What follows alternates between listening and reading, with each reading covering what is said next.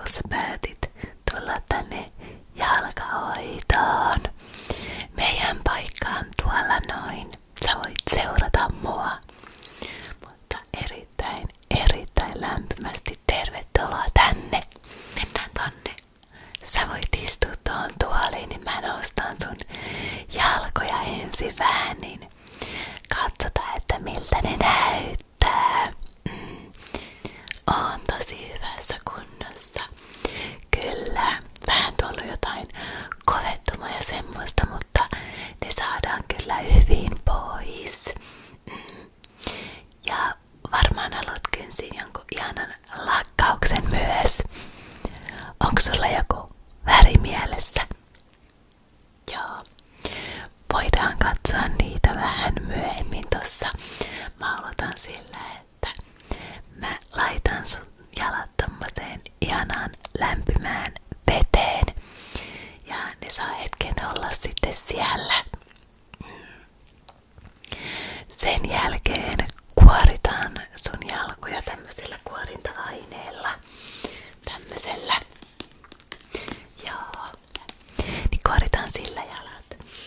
Ja sitten rasvataan ja hoidetaan kynsinauhat ja semmoista. Miltä tämä kuulostaa sinun mielestäsi? Okei.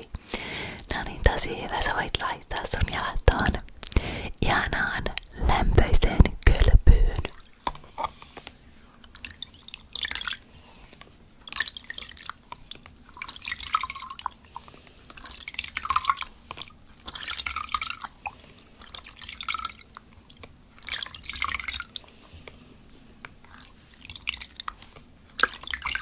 No niin, annetaan niiden olla semmonen 10 minuuttia tuossa ihanassa lämpöisessä kylvyssä. Sitten voidaan koivata jalat ja kuoria ne tuolla kuorintavoiteella. Sitten voidaankin hoitaa kynsinauhat. Tehdäänpä näin. Kiva, että kuulostaa mukavalta.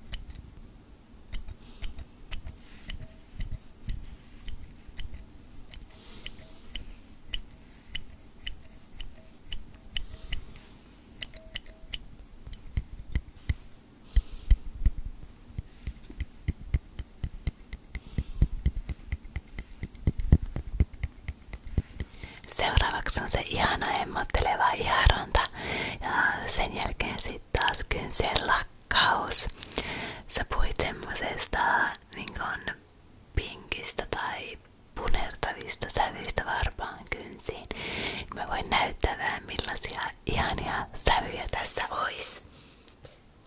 Tommonen. Sitten ois tämmönen sävy.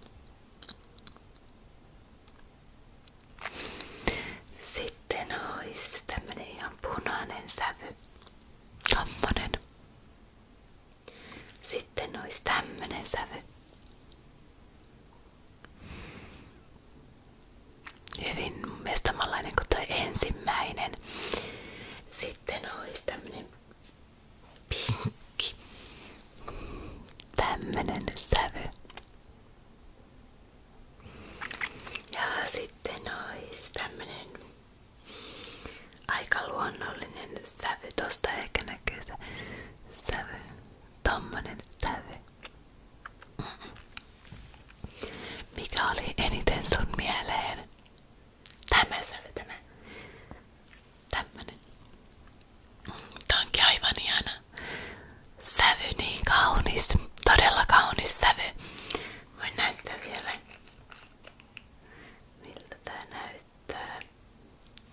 Tommonen on. Laitetaan tätä sitten varpaan kynsin, mutta aloitetaan sillä hieronnalla ja sitten lakataan varpaan kynnet.